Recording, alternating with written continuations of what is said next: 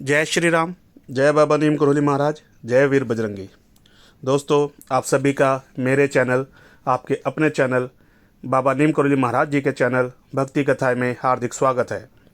आप सभी को नवरात्र के पावन पक्ष पर पहले नवरात्रि का हार्दिक शुभकामनाएं। आशा करता हूं आप सभी सकुशल होंगे और सभी पर बाबा नीम करोली महाराज जी का आशीर्वाद बना रहे। दोस्तों, आज इस क्रमांक में हम जानेंगे बहुत कम लोगों को मालूम है कि नीम करोली बाबा जी ने एक गुफ़ा के अंदर तपस्या की थी।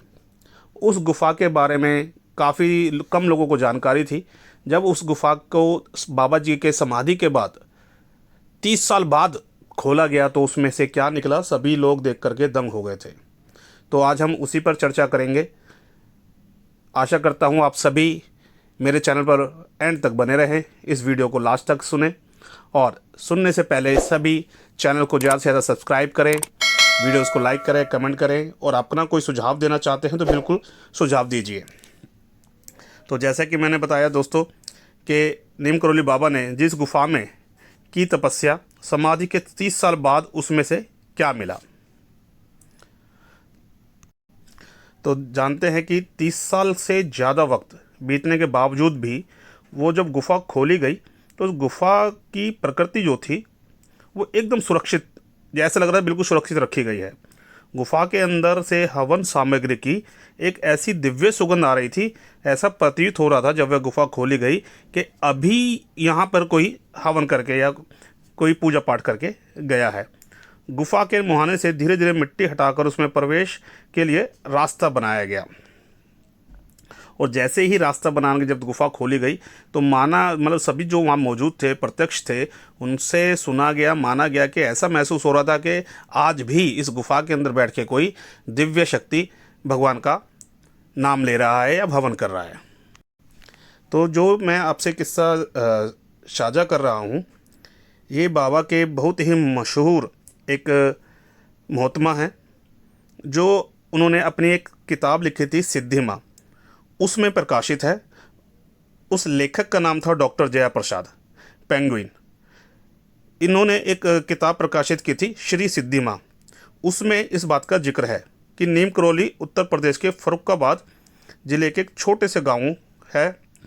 इस गांव को दुनिया भर में महाराज जी यानी कि नीम करोली बाबा की वजह से ही प्रसिद्धि मिली, क्योंकि वही नीम करोली गांव है जहां पर महाराज जी ने लंबे समय तक प्रवास किया था और जमीन के नीचे कहीं गुफा के अंदर तपस्या की थी। डॉक्टर जयाप्रसाद लिखती हैं कि नीम करोली बाबा की महासमाधि के बाद उनकी शिष्य श्री सिद्धि माँ, आप सभी सिद्धि माँ जी को जानते होंगे, अगर आप नीम करोली गए हैं तो सिद्धि माँ जी का समाधि नीम करोली आश्रम में ही मौजूद है। तो फर्रुखाबाद के गांव में जाने का फैसला किया। वह उस गुफा को देखना चाहती थी जहां बाबा ने तपस्या की थी। वहां पहुंचकर सिद्धि माँ ने स्थानीय लोगों से महाराज जी की गुफा के बारे में जानने का प्रयास किया, पर करीब करीब 30 साल बीत चुके थे तो काफ़ी कम लोग थे जिनको कुछ पता था। कभी कोई खेत की तरफ इशारा कर रहा था, कभी कोई किसी चीज़ के बारे में बता रहा था। तो महाराज जी की गुफा के जानकारी नहीं मिल पा रही थी। कुछ लोग एक खेत की तरफ बोलते, कुछ लोग दूसरे खेत की तरफ बोलते और कुछ लोग कहते हैं कि वो गुफा बंद हो गई है जिस पे ट्रैक्टर की जुताई हो चुकी है। तो ऐसे करके जिसका कोई जिक्र नहीं मिल पा रहा था। वहीं लिखते हैं कि डॉक्टर जयाप्रसाद लिखते हैं कि सिद्धि माँ उस दिन उसी गांव में रुक गई। अगली सुबह उस खेत में गई। उनके साथ काफ़ी संख्या में गांव वालों को ही, किसी गांव वाले ने कोई जिक्र कर, कोई बड़ा बूढ़ा वो कोई वहाँ पे मौजूद थे। जब रात में वो रुकी तो बातें चलती रही तो किसी ने उनको जानकारी दी। तो वे सभी सवेरे से उठ के उस खेत की तरफ गए। उनके साथ काफ़ी संख्या में गांव वाले भी शामिल थे जो अपने अपने ढंग से गुफा के बारे में अनुमान लगा रहे थे, अनुमान बता रहे थे। अचानक भीड़ में से गांव का एक वृद्ध आदमी माँ के पास पहुंचा और बोले, आप लोग इधर उधर क्यों ढूंढ रहे हो? जहाँ पर मैया के चरण हैं वहीं पर खोदिए। बुजुर्ग की बात सुनकर गांव वालों ने उस स्थान की खुदाई शुरू कर दी। तो जमीन के अंदर खोखलेपन का आभास हुआ। थोड़ी ही खुदाई के अंदर ही गुफा साक्षात्कार दिखने लगी।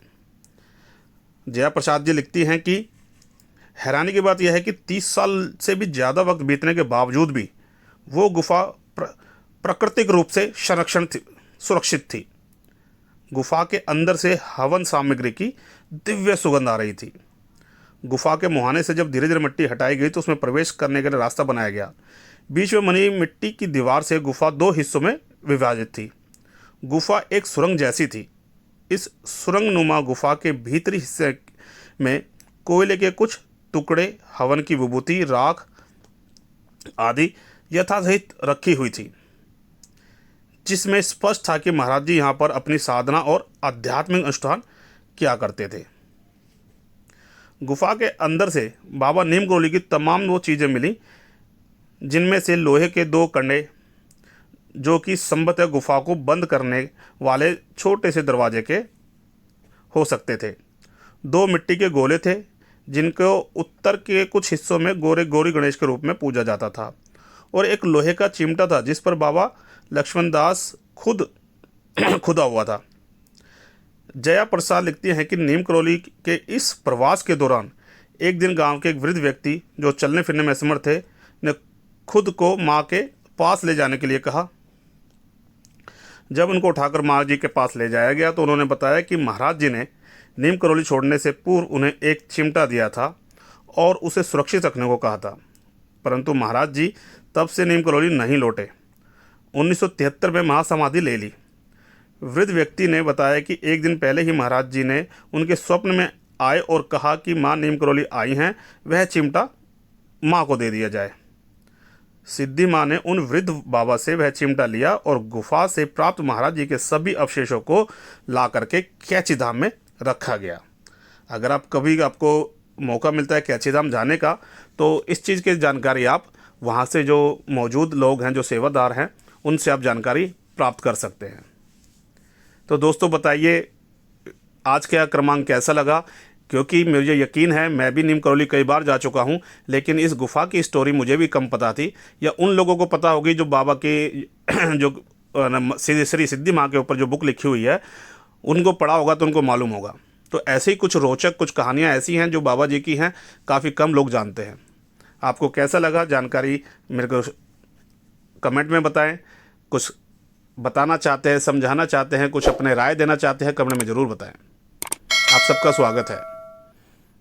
आज तो यही क्रमांक ख़त्म करते हैं और आशा करता हूँ आप सभी पर बाबा नीम करोली महाराज जी की कृपा हमेशा बनी रहे। सभी जयकारा लगाइए। जय श्री राम, जय बाबा नीम करोली महाराज, जय वीर बजरंगी।